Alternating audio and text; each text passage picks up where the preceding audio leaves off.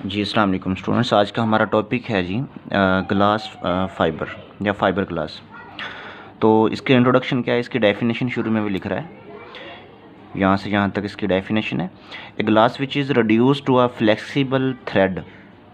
ठीक है, फ्लेक्सिबल का मतलब क्या होता है, यानी कि जो जिसमें लचक हो। ठीक है, खींचा जाने वाला धागा, यानी फ्लेक्सिबल थ्रेड क्या होता है, जैसे धागा होता है ना, उसी तरह रुई वाला जो धागा होता है सेम उसी तरह ये ग्लास जो कि रिड्यूस किया जाता है, जिसको जिसको इस तरह से शेप दी जाती है कि वो फ्लेक्सिबल थ्रेड में चेंज हो जाता है। और फिलामेंट यानी कि बाय ये मैकेनिकल प्रोसेस। मैकेनिकल प्रोसेस क्या होता है, यानी कि कोई मैकेनिकल मशीन्स वगैरह यूज़ की जाती हैं जिसमें मैकेनिकल प्रोसेस यूज़ किया जाता है, जिसमें यानी फ़िज़िकल प्रोसेस क्या लें आप लोग। ठीक है, यानी इसको ग्लास को एक्चुअली इसमें होता ही है कि ग्लास को ना मेल्ट किया जाता है, मेल्ट करके उसको धागों की फॉर्म में कन्वर्ट किया जाता है। ठीक है, बारीक बारीक उसके थ्रेड्स बनाए जाते हैं।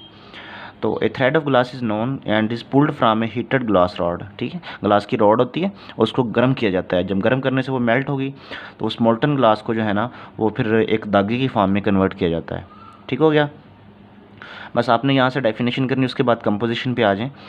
तो glass fibre is a thread like material. ठीक है, जस्ट एक मिनट। हाँ जी, ग्लास फाइबर क्या होता है जी, एक थ्रेड लाइक मटेरियल होता है। It is spun from a glasses of different compositions. Spun का मतलब स्टूडेंट्स जो होता है ना, वो एक्चुअली ये होता है कि जैसे हम घुमाते हैं कोई चीज़ अपनी अपने महवर के गिर्द जब घूमती है ना, ये एक मशीन होती है, वो अपने एक मेन एक्सिस के गिर्द रिवॉल्व कर रही होती है। ठीक है, उसकी रिवॉल्वमेंट से क्या होगा, ग्लास फाइबर बनता है। ठीक है ना, उसमें से ग्लास मोल्टन फॉर्म में गुजारा जाता है और ग्लास फाइबर की फॉर्मेशन होती है। ठीक है, तो ग्लास जो होते हैं ना उसके डिफरेंट कंपोजिशन के ग्लास होते हैं, यानी कहता है जी it is spun from a glasses of different compositions. ठीक है, तो लेकिन मेनली उसमें क्या होता है, सिलिका, सैंड और लाइमस्टोन जो है ना इसकी मेन और बेसिक जो है ना इसकी इंग्रेडिएंट्स हैं, बुनियादी इसके जुज़ हैं। ठीक है, then varying amounts of other material such as soda ash, potash, alumina, magnesia या बोरिक एसिड वो भी ऐड किए जाते हैं। ठीक है, यानी कि ये मटेरियल भी ग्लास के अंदर बाद में ऐड किए जाते हैं। ठीक है, जिनकी अमाउंट कहता है वेरी करती है। तो ये थी बच्चों इसकी कुछ मेन इसके पॉइंट्स कंपोजिशन के ऊपर। इसके बाद हम आगे चलें, अगर इसके बाद मैं आपको परसेंटेज भी इसकी दिखाता हूँ। ये जो मटेरियल मैंने आपको कंपोजिशन में बताया ना, इसकी परसेंटेज पहले देख लें। जी बच्चों, ये स्क्रीन पे आपको कंपोजिशन नज़र आ रही होगी। सिलिका जो है ना वो कितना यूज़ होता है, 55%। यानी कि बोरिक एनहाइड्रेट कितना यूज़ होता है, 10%। एलुमिना 14, लाइम बच्चों 13%, मैग्नीशियम ऑक्साइड 5%, सोडियम ऑक्साइड 0.5 और बेरियम ऑक्साइड 1%, यानी कि। ठीक है, तो ये जो आपको अभी मैंने कंपोजिशन बताई थी उसमें से कुछ जो है ना केमिकल कंपाउंड्स की परसेंटेज भी साथ मैंने आपको मेंशन कर दी है। ठीक है, जो कि आपने लिखनी है ये स्टूडेंट। इसके बाद ना डिफरेंट मेथड्स हैं ग्लास फाइबर को प्रोडक्शन के लिए। तो हमारे पास सबसे फर्स्ट मेथड जो लिखा हुआ है सेंट्रीफ्यूगल प्रोसेस।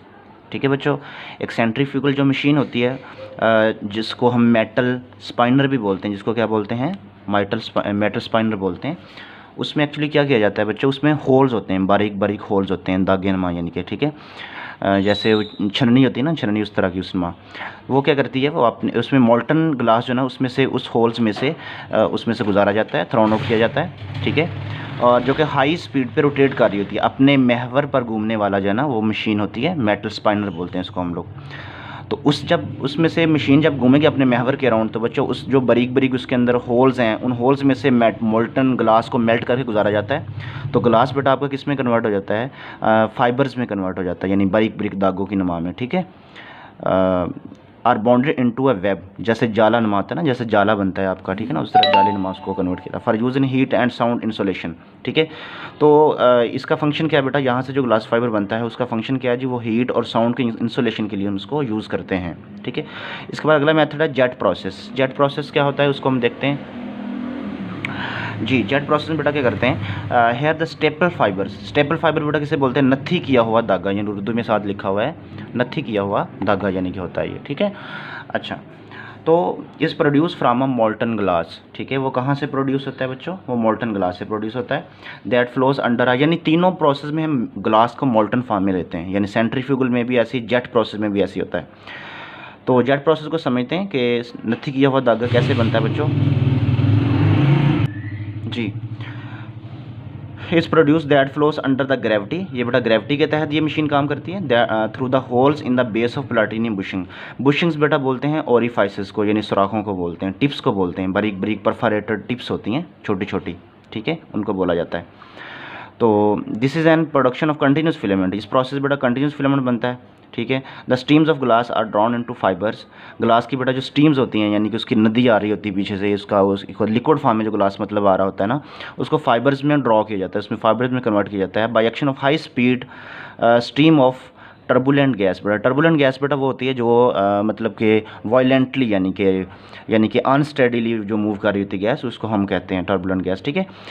स्पीड से गैस को जब गुजारा जाता है बेटा, एयर को वगैरह या गैस को या स्टीम को भी आप साथ ले सकते हैं, तो क्या होता है बेटा कि जब आपकी फाइबर्स बेटा बन रहे होंगे, उन फाइबर्स को बेटा क्या होता है, this turbulence breaks the solidified fibres into staples of staples of 200 से 380 मिलीमीटर, यानी कि बहुत बारीक बारीक धागे होते हैं, यानी मिलीमीटर में बता रहा है वो, 200 से 380 मिलीमीटर।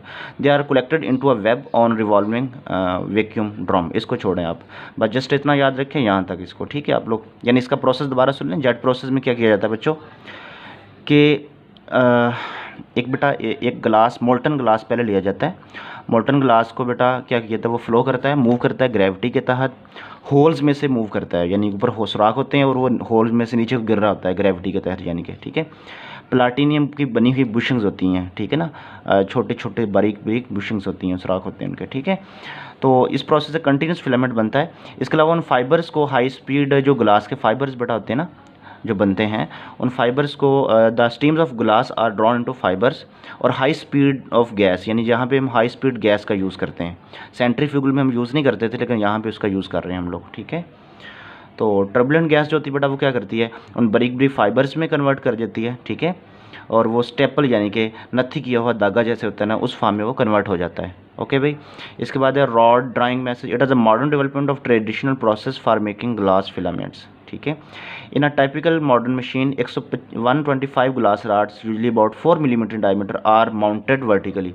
जी बेटा ग्लास की बनी हुई 125 तकरीबन रॉड्स को, जिनका डायमीटर बेटा कितना बता रहा है, 4 मिलीमीटर बता रहा है, उनको वर्टिकली खड़ा किया जाता है, वर्टिकली इसको स्टैंड अप किया जाता है यूजली। अब अच्छा एंड एडजेसेंट टू, और एक दूसरे के बिल्कुल साथ साथ होती हैं, in a kind of spinning frame, ठीक है, एक स्पिनिंग फ्रेम की फॉर्म में, यानी इनको कन्वर्ट किया जाता है। Rods are kept moving slowly downward, और राड्स को बेटा स्लोली नीचे को मूव करवाया जाता है, और सेम उसी टाइम पे क्या किया जाता है, उनको मेल्ट किया जाता है। टेम्परेचर बेटा कितना रखा जाता है, 1200 डिग्री सेंटीग्रेड पर, यानी जैसे वो राड नीचे को मूव कर रही होती हैं फ़ौरन उनको साथ मेल्ट किया जाता है। इससे बेटा क्या होता है कि glass drops of glass fall away from the ends of rods, ठीक है बेटा। आप ऐसे ही समझ लें कि आप जैसे हम लोग, आप बेटा इसकी एग्जांपल मैं देता हूँ रॉड ड्राइंग प्रोसेस को समझने के लिए, कि आप अगर प्लास्टर की एक रॉड लेना, प्लास्टर की कोई आप पाइप ले लें प्लास्टर का छोटा सा, उसके एक एंड को गर्म करें, अगर आप उसको बेटा टेम्परेचर दे दें, उसको आग लगाएं, तो वो आपका बेटा प्लास्टर जो है ना, वो बारीक बारीक छोटे छोटे जो ड्रॉपलेट्स की फॉर्म में ना, वो मेल्ट होकर नीचे को गिरता है।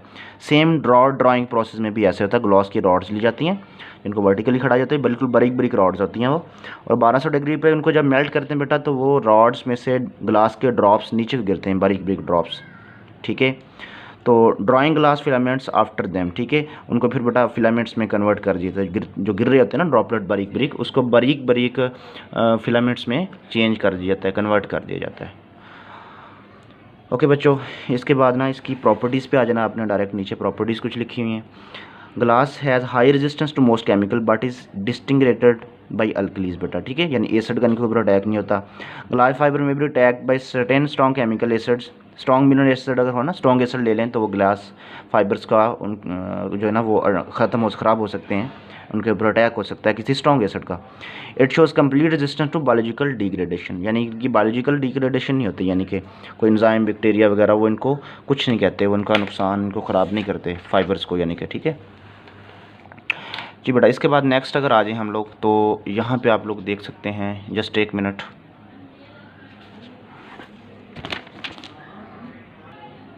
जी बेटा यहाँ पे इनकी प्रॉपर्टीज़ हैं। ग्लास फाइबर्स बेटा क्या आते हैं, इलास्टिसिटी में लचक होती है, रिटर्निंग इंस्टेंटली फॉरन and completely to their original dimension upon releasing from strain, यानी बेटा उनके ऊपर थोड़ा सा तनाव अगर आ जाए, उसके ऊपर आप दबाव डालें तो उनकी शक्ल चेंज हो जाती है, यानी कि वो थोड़ा सा मोल्ड हो सकते हैं, लेकिन आप उनको जैसे ही स्ट्रेस स्ट्रेन उनकी ख़त्म करेंगे, तनाव उनका ख़त्म करेंगे, तो अपनी ओरिजिनल शेप पे आ जाते हैं, लचकदार होते हैं यानी कि, ठीक है।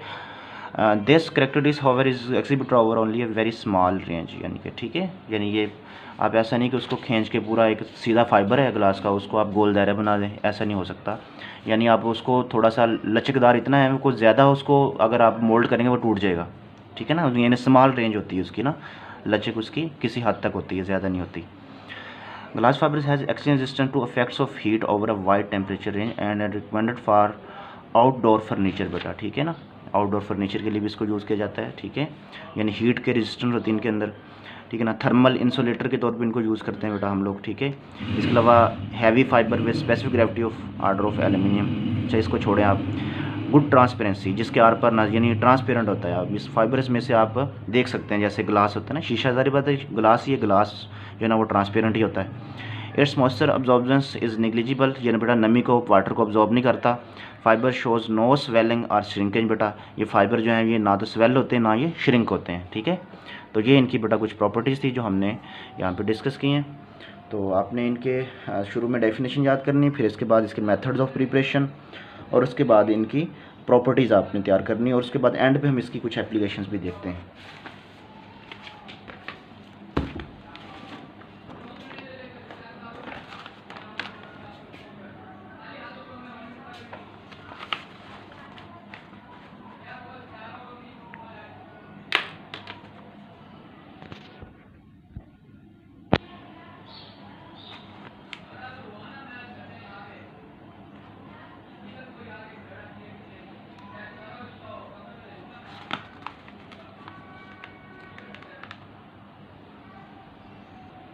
जी बेटा, ये आपके सामने अब कुछ एप्लीकेशंस हैं इसकी, ठीक है। तो इसको हम बारी बारी देख लेते हैं। Fibre glass continuous filament strands fine yarns are use for magnetic wire covering बेटा, ठीक है ना। वायर कवरिंग के लिए, यानी इसका मेन पॉइंट क्या है, वायर कवरिंग के लिए यूज़ किया जाता है, ठीक है। अच्छा, इंसुलेशन के लिए, वायर्स की, केबल्स की इंसुलेशन के लिए बड़ा यूज़ करते हैं। आगे चले जाएँ, fibre glass sleevings and tubing either plain, इसकी ट्यूब्स होती हैं बारीक बारीक। Once are saturated are use for the supplementary insulation of, यानी सिंपल सी बात है, दोनों पॉइंट्स में वो बेटा वायर्स की इंसुलेशन के लिए वो कह रहा है, ठीक है ना। यानी इलेक्ट्रिकल एप्लीकेशन कह रहे हैं उनको आप लोग, ठीक है। Glass fabrics are use in commercial and industrial applications as pipe wrapping, ठीक है। यानी पाइप रैपिंग के तौर पे यूज़ करते हैं। When where an incombustible material is required बेटा, ठीक है। यानी पाइप के ऊपर अगर आप लोग इन फाइबर्स को अगर आप रैपिंग कर दें, इसकी चढ़ा दें इसके ऊपर अगर आप बेटा, तो क्या होगा कि आपके मटेरियल को फिर आग नहीं लगेगी, वो आग नहीं पकड़े, वो कम्बस्ट नहीं होगा, फिर वो इनकम्बस्टिबल बन जाएगा, ठीक है। यानी पाइप के ऊपर अगर आप लोग, पाइप के ऊपर ग्लास के फाइबर्स अगर आप लगा दें तो, ठीक है। अच्छा, इसके अलावा बेटा आगे चले जाएं अगर आप लोग, ये आगे थोड़ा आ जाएं, ये 5वें पॉइंट पे है, ज़रा छोटा पॉइंट है। Fibre glass use to make panels in cars के पैनल बनाने के लिए बेटा, and useful materials for aircraft components, ठीक है। यानी हवाई जहाज़ वगैरह जो होते हैं ना, एयरक्राफ्ट वगैरह, उनके कंपोनेंट्स को भी मैनुफैक्चरिंग के लिए यूज़ करते हैं। Optical fibres made from silica glass has excellent optical properties बेटा, ठीक है ना। ऑप्टिकल प्रॉपर्टीज़ बड़ा इनके अंदर होती हैं, and use to transmit television programmes, telephone conversations, computer outputs बेटा, ठीक है, etcetera. Recent developments include the manufacturing of all glass papers using extremely fine fibres in a range of, जी बेटा चलें ये रहने दें आप। तो बेटा आपने 4 काम, ये 7 एप्लीकेशन लिखी, इनमें से कोई सी 4 आपने एटलीस्ट तैयार कर लेनी है, ठीक है। चलें जी, तो ये फाइबर ग्लास वाला टॉपिक हमारा ख़त्म हुआ। इसमें से कोई वर्ड आपको मुश्किल लगा, जिसका मीनिंग मुश्किल लगा, तो आप नीचे कमेंट बॉक्स दे दें, मैं आपको उसका आंसर दे दूंगा। इसके अलावा अगर आप गूगल करना चाहें, कुछ मुश्किल वर्ड जैसे होते हैं चंद एक, कुछ मैंने बता दिए हैं, शायद कुछ हो सकता है मैं ना बता सका, तो वो भी आप लोग जो है ना गूगल सर्च कर सकते हैं, ठीक है। तो जो मुझे मुश्किल वर्ड लगे उनके मीनिंग तो मैंने आप लोगों को बता दिए, जो आपको फ़ील हो रहे हैं वो आप लोग मुझे बता दें कमेंट बॉक्स में, या फिर आप गूगल सर्च कर लीजिएगा, ठीक है। Okay, best of luck.